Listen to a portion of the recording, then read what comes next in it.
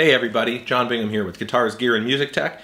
Today we're talking pedal boards. I've got a few tips and tricks to keep yours cleaner and longer lasting.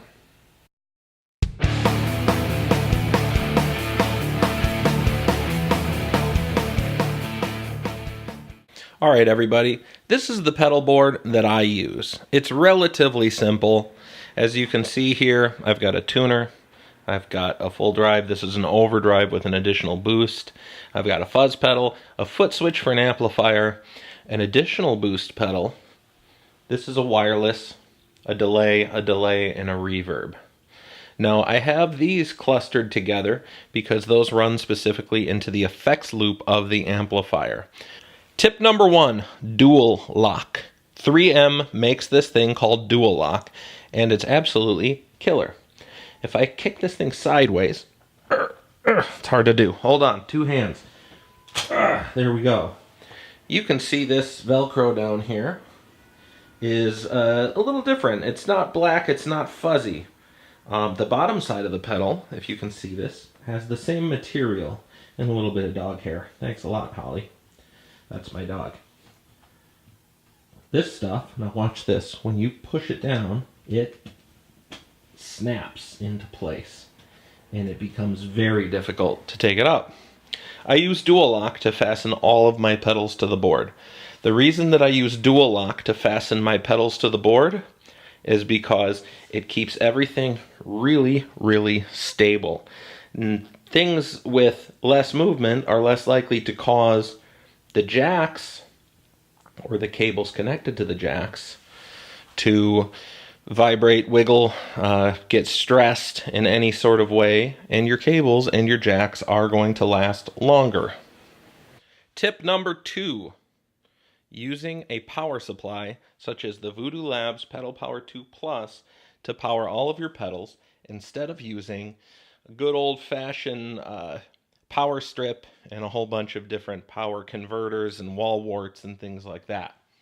The reason that we like this is because we get to power everything under the pedal board, keeping the top side of the pedal board very neat and very clean, and we can also fix all of these little power cables here down so that they're not wiggling around too much, so they're not getting drug around on anything. And again, it keeps everything lasting longer. Tip number 3 would be use zip ties and use these little guys here. I don't know if you can see this. I'm going to zoom in on this for you.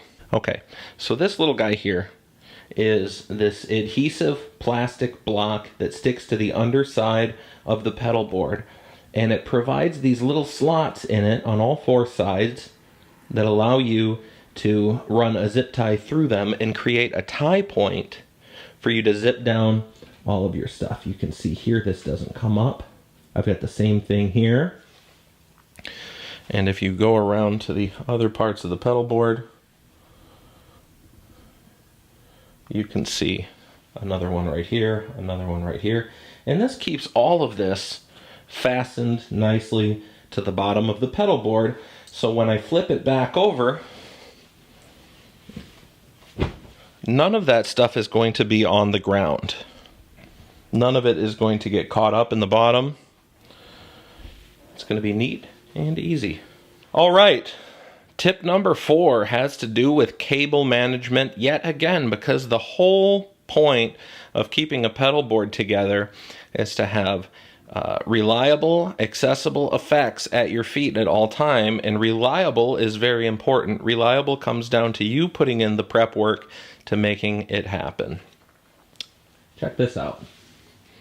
This thing here is my pedal snake. Ta-da! I've got an input jack right here. I've got my effects loop cables right here. And I've got my foot switch cable right here. I used heat shrink right here to keep everything together. And this stuff here, this braided material, is called Tech Flex, and it's absolutely fantastic. Tech Flex keeps all of your snakes and all of your cables and everything together. It's flexible, it's reliable, and I have what appears to be one cable running from my pedal board to my amplifier, as opposed to 4 individual cables littering across the stage. Now, this is really, really cool because, again, you have one thing to trip over instead of 4, and because everything is bundled together, everything is going to last a lot longer. And that is the key. All right. Tip number 5 has to do with the arrangement of your pedals. Tip number 5 is crucial for getting a good sound. This is the one piece of advice that I want to give you that's not related to keeping your pedals longer lasting and keeping your cables working. This tip has to do with you just sounding good. Now, I do this in my own unique way. I like to put the pedals that I step on the most in the front so they're quickly and easily accessible. This button here, and this button here are probably the 3 that I use the most. So with that, I keep them right in the front. There are other things where I only turn it on and leave it on for like the entire length of a song, or maybe I just turn it on and off for a guitar solo.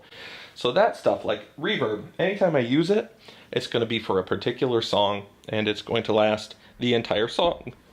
Excuse me. Same thing with this short delay. I have that delay set up short. That'll be a slapback sort of a sound that's going to be set up specifically for doing like an old school rockabilly song. So when I turn that on, it stays on for the entire song, which is why it's not in the front row. This delay pedal I have set up for longer delays, and I use that anytime I need a wash in a guitar solo, and so I'll kick that on during a guitar solo or just before a guitar solo and kick it off after, but that's the only time I ever use that.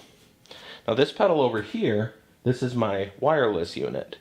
Now, the way I have this pedal board organized, my guitar signal goes into this unit, and I put it in the back, even though it's the first pedal in the chain. I put it in the back because it is going to be useless. I don't step on it. There's no point in that being in the way for me, so what I do is I run this cable out underneath and tie it into the first pedal I'll actually use, which is right there. So that's my tuner. Anyhow, then the tuner goes into the full drive 2, then the big muff. The foot switch is not, this is its own separate cable running and just switching channels, so it's not in the chain at all. It doesn't run from here into here. This pedal is in the loop.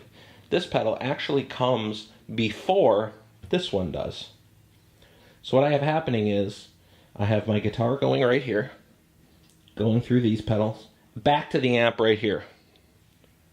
Then I've got the effects loop coming in here, going up to here, here, here, and out. The reason I do that with this pedal, and this is really cool, when you use a clean boost in your effects loop, you have a solo boost. And this is strictly going to act as a volume boost for solo. It's not going to increase my gain at all. That all happens right here. If I want the front of my amp, when I'm on the dirty channel, if I want like a metal sound and I want to hit it with a tube screamer to give it even more grunt, that's right here. I do that. So when I go to guitar solo, I don't want to increase the gain any more than that because I'm already using a metal sound. If this pedal was in the front side of the chain with this, all that would happen would be a further saturation of the sound. I wouldn't get that lift. And you want that volume lift when you're doing a guitar solo so you can get over the band and, you be the hero for a minute. So that's why this particular pedal sits in the loop. And those are my 5 tips to building a kick-ass pedal board that's going to last a long time and be reliable from show to show. If you need to buy TexFlex to build yourself a snake like I did, I'll have a link below. Just look for that. It'll take you to the Amazon site where I found my TexFlex. Also, if you need a particular type of zip tie or tie points, like I have mounted on the underside of my pedal board, I'll have those links there as well. All right, everybody. Thank you very much. Don't forget to subscribe, and I will see you next week.